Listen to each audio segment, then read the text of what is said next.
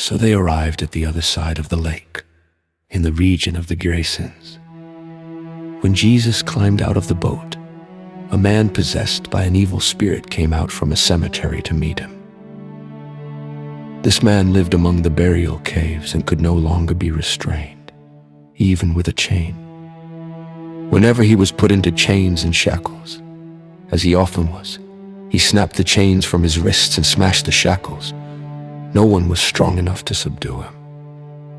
Day and night he wandered among the burial caves and in the hills, howling and cutting himself with sharp stones. When Jesus was still some distance away, the man saw him, ran to meet him, and bowed low before him. With a shriek he screamed, "Why are you interfering with me, Jesus, Son of the Most High God? In the name of God, I beg you, don't torture me." For Jesus had already said to the spirit, "Come out of the man, you evil spirit." Then Jesus demanded, "What is your name?" And he replied, "My name is Legion, because there are many of us inside this man."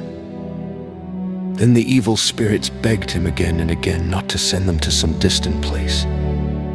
There happened to be a large herd of pigs feeding on the hillside nearby. "Send us into those pigs," the spirits begged. "Let us enter them." So Jesus gave them permission.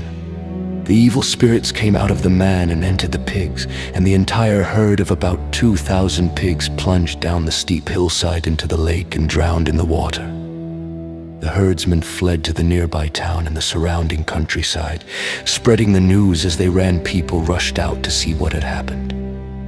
A crowd soon gathered around Jesus, and they saw the man who had been possessed by the legion of demons.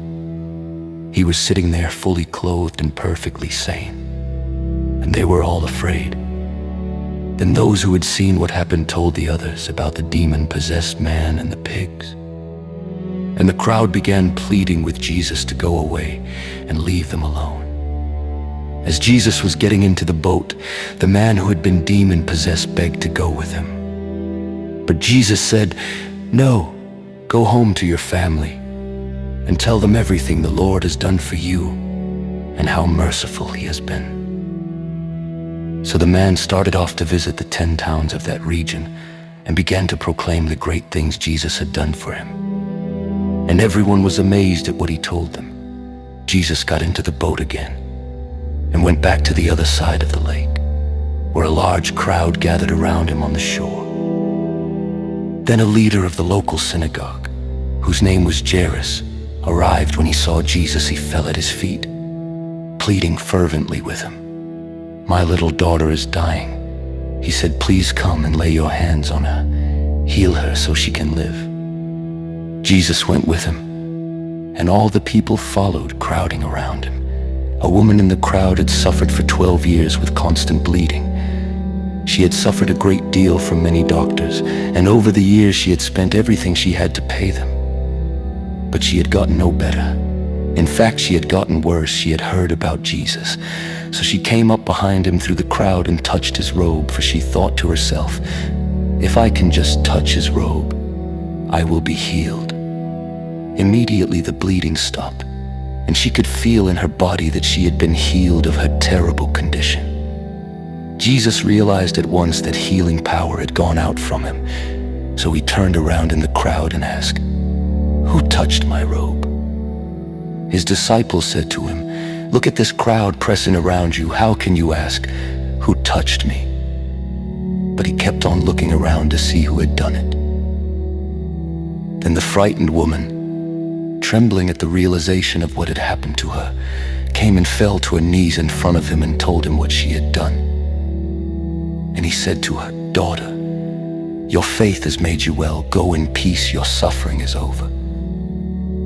While he was still speaking to her, messengers arrived from the home of Jairus, the leader of the synagogue. They told him, "Your daughter is dead. There's no use troubling the teacher now." But Jesus overheard them and said to Jairus, "Don't be afraid, just have faith." Then Jesus stopped the crowd and wouldn't let anyone go with him except Peter, James, and John. When they came to the home of the synagogue leader, Jesus saw much commotion and weeping and wailing. He went inside and asked, "Why all this commotion and weeping?" child isn't dead. She's only asleep." The crowd laughed at him, but he made them all leave, and he took the girl's father and mother and his 3 disciples into the room where the girl was lying. Holding her hand, he said to her, which means, "Little girl, get up." And the girl, who was 12 years old, immediately stood up and walked around. They were overwhelmed and totally amazed. Jesus gave them strict orders not to tell anyone what had happened, and then he told them to give her something to eat.